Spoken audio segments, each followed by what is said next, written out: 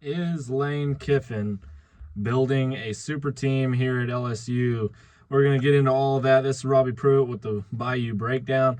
Let's get into it. So, LSU, they hired Coach O, obviously a big-time recruiter, big Go Tigers. I mean, like, just a massive statement for all the LSU fans. We've wanted this for a while now. Here we are. Also, we got sorry, my language is getting out there. Best in the business. I'm messing up a little bit.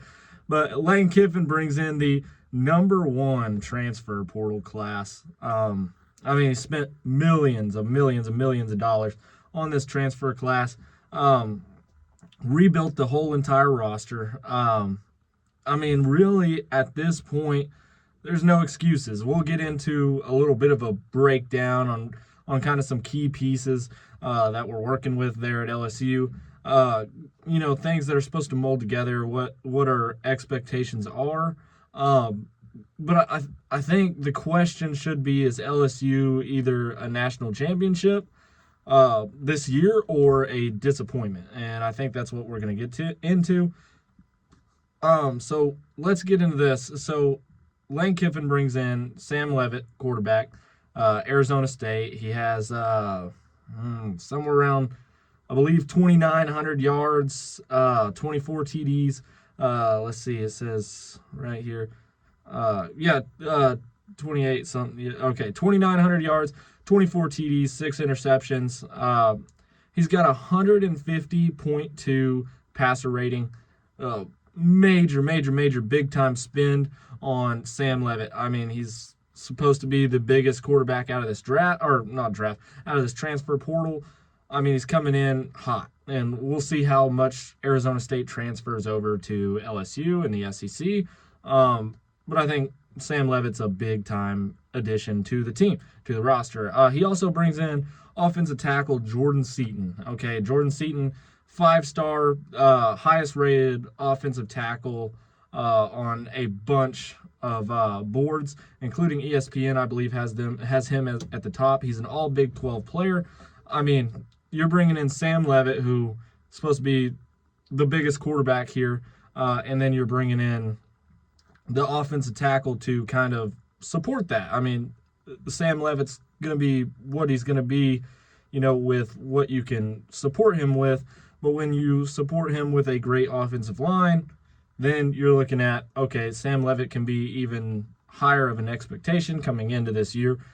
He also brings in an edge, Prince Will Umanmielen.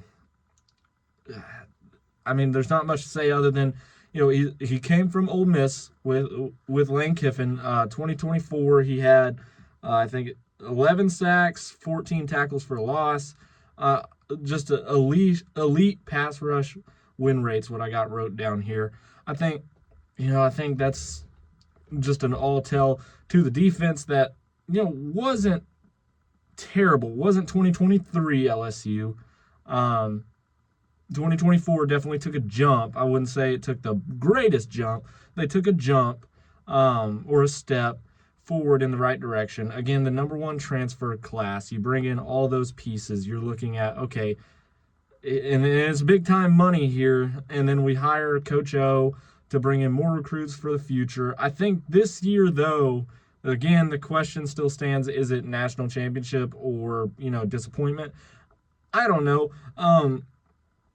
What it shows to me, though, yes, you bring in Coach O, who's going to obviously turn things around in the recruiting state, which Lane Kiffin does anyway. If you want to talk about Lane Kiffin, he is one of the greatest recruiters there is. I think Coach O is as well. I don't know how much of a difference. The only thing is it brings in that Bayou atmosphere. What it shows to me, though, is LSU isn't necessarily rebuilding.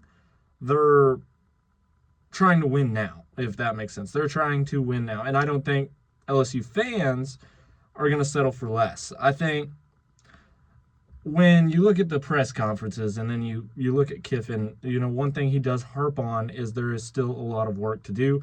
I think that shows kind of, that they are trying to make sure that it is continuum. It is a continuum. But I think the way he also talks is, we're in a position where we can win now. And again, the fans expect playoffs. They want you to be a SEC championship contender. And then obviously they want to win a national championship. And I don't think that anything less is going to get by. I really don't.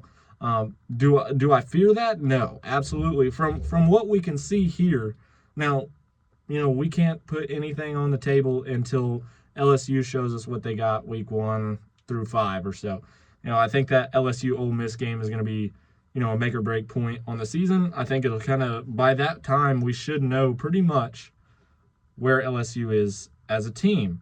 My question is, if LSU goes 9-3, is that successful?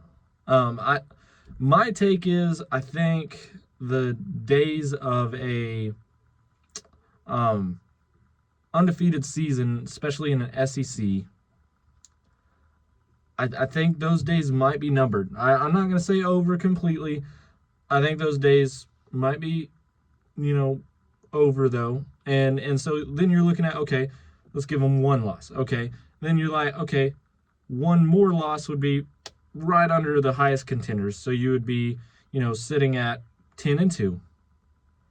If they lose another one, if they lose one that matters and they can't get into the playoffs, or, it messes with some sort of something that kind of looks like we had a losing season to a lot of our fans, the 9-3 keeping us out of a playoff, I would expect that would be a disappointment. Now, is it really, do they fire Kiffin over that? I don't think so. I think as long as we stay, if we go 9-3 for 1 or 2 seasons, I think that's okay. I don't think it's okay personally. I think it's okay in terms of LSU and Lane Kiffin's stability. I think then at that season, you want to see him at least take a step to 10-2. And then eventually you want to be at that 11-1 spot. You hopefully, from what we're seeing now, is this year. There's no way to really tell, again, until LSU puts it on the field. We'll have to see how it comes. If it comes in a form of, maybe it was a fluke with the offensive mind, maybe, putting too much together, I think maybe what you might run into if LSU does go 9-3, it could be because there's too many weapons for Lane Kiffin to use. I think he might try to get too cute. If you look at the NFL, a lot of you guys are Saints fans. Sean Payton was really, really, really bad about this, where he would have too many pieces and try to use them all at, in one specific time. Like, oh, I got to get this guy the ball here before, the game ends, or whatever you may have. And I don't think that's necessarily going to be good for Kiffin. Do I think Kiffin's going to be that way?